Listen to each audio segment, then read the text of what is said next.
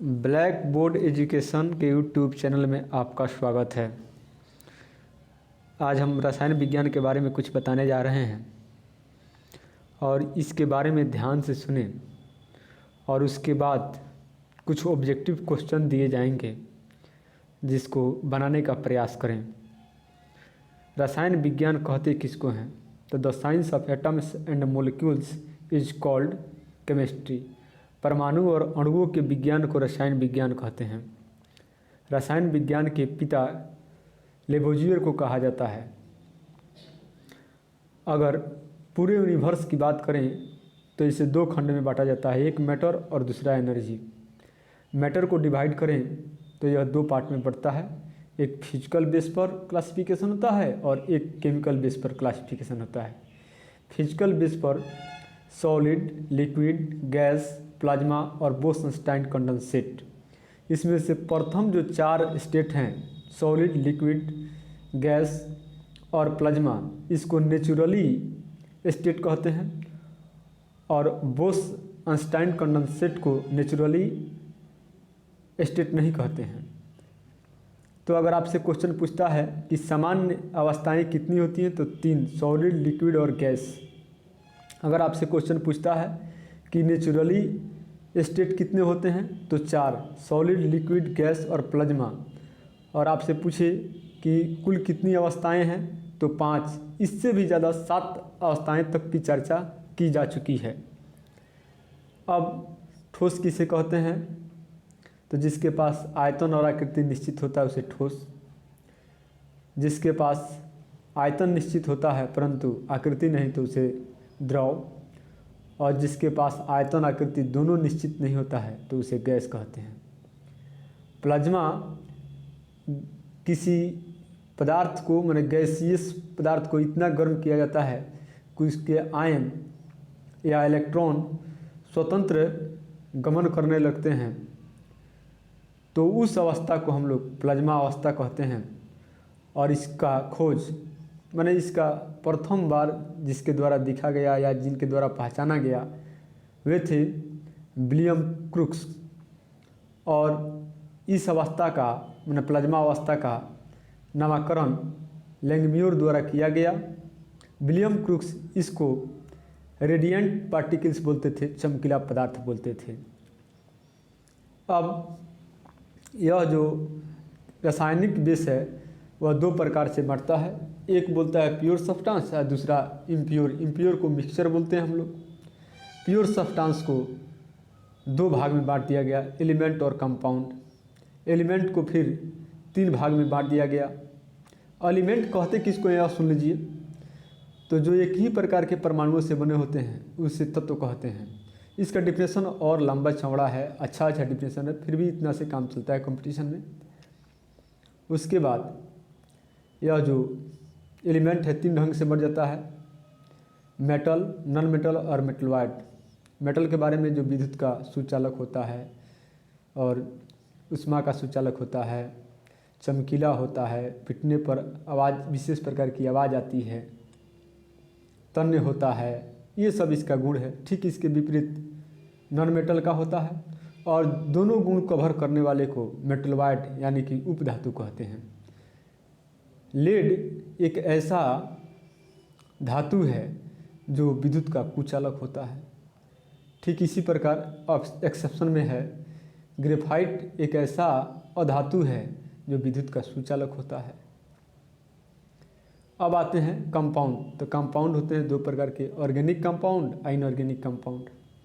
Organic compound का carbon रखने वाले कंपाउंड को ऑर्गेनिक कंपाउंड कहते हैं, परंतु बहुत सारे ऐसे कंपाउंड पाए गए हैं जिसमें कार्बन भी रहता है और वे ऑर्गेनिक नहीं होते हैं, जैसे carbon dioxide, carbon monoxide, metal carbonate, metal bicarbonate, metal cyanide, ये सब। उसके बाद इन सब को छोड़ दिया जाए तो बाकी जो भी बचते हैं उनको इनऑर्गेनिक कंपाउंड कहते हैं। मिश्रण। अब मिश्रण दो या दो से अधिक पदार्थों को किसी भी अनुपात में मिला देते हैं तो मिश्रण तैयार हो जाता है। और मिश्रण में मिलाए गए पदार्थ का गुण उपस्थित रहता है। जैसे चीनी और पानी की बात करें, मिला दें तो मिश्रण में चीनी का भी गुण उपलब्ध है और पानी का भी गुण उपलब्ध है। और कंपाउंड का डिफिनेशन है कि दो या दो से अधिक पदार्थों को एक निश्चित अनुपात में मिलाएं तो एक नया पदार्थ बनता है जिसमें मिलाए गए पदार्थ का गुण उपस्थित नहीं रहता है, तो उसे हम लोग कंपाउंड कहते हैं। जैसे कार्बन और ऑक्सीजन को मिलाते हैं तो कार्बन डाइऑक्साइड बनता है।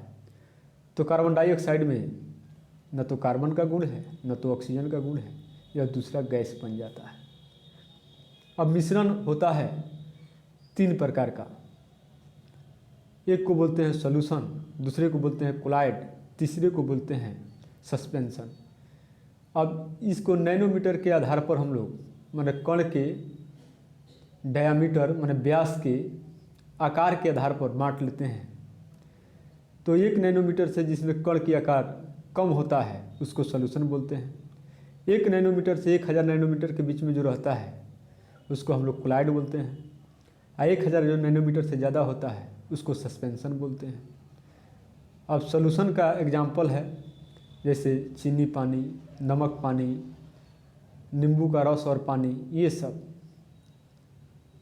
यह जो कोलाइड है इसका एग्जाम्पल है मिल्क, घी, उसके बाद यह हो जाता है मिल्क, घी हो गया, उसके बाद गम हो गया, गम इस गोंद, कुहासा हो गया, उसके बाद जेल हो गया, ये सारा एग्जाम्पल है। और उसके बाद सस्पेंशन जैसे बालू और पानी का मिश्रण, नमक और अनाज का मिश्रण, ये सब। अब इसके आगे हम लोग ऑब्जेक्टिव क्वेश्चन की तरफ चलेंगे।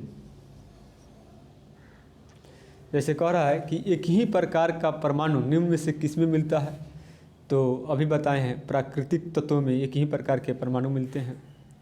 कह रहा है 2 या 2 से अधिक तत्वों के मात्रा के विचार से एक निश्चित अनुपात में संयोग करने से बना पदार्थ क्या कहलाता है। एक निश्चित अनुपात, अभी बताएं कि जो निश्चित अनुपात में मिलकर बनता है उसे यौगिक कहते हैं। 2 या 2 से अधिक शुद्ध पदार्थों को किसी भी अनुपात में मिला देने से बनता है। किसी भी अनुपात में जब मिलाते हैं तो मिश्रण बनता है।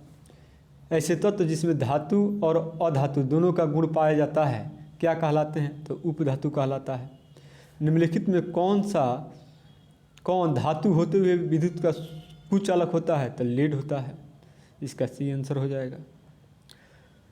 उसके बाद निम्न में से किस अधातु में धात्विक चमक पाई जाती है, तो ग्रेफाइट में भी धात्विक चमक पाई जाती है और आयोडीन में भी धात्विक चमक पाई जाती है। इसलिए इसका उपयुक्त दोनों में यानी कि ए और बी दोनों।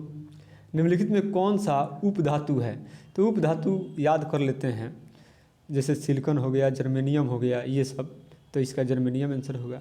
निम्नलिखित में से कौन सा तत्व एक उपधातु है, तो सिलिकॉन है।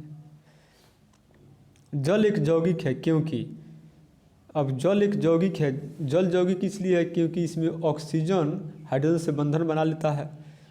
तो इसमें रासायनिक बंधों से जुड़े हुए दो विभिन्न तत्व होते हैं, तो इसका सी आंसर होगा।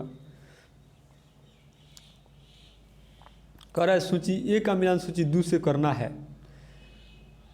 हीरा देखिए कार्बन का अपरूप है, तो इसका हो जाएगा 1 का 4।